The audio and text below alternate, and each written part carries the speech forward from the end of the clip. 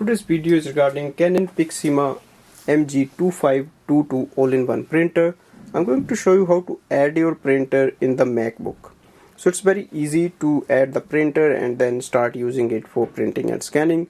Switch on the printer, connect your printer and MacBook using the data cable.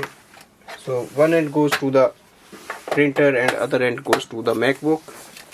Next thing is go to your MacBook screen, and here we have to open the system preferences.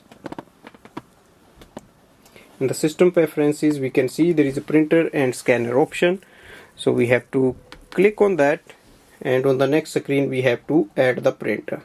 So click on the plus button in this box here and it will show up the available printer. So that is our printer here. Click again and now click on the add button.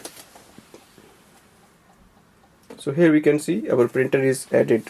So it might take longer because it just depends upon the speed of the USB, and here we can see the option is for print, scan, and from here we can start using it. Thanks for watching.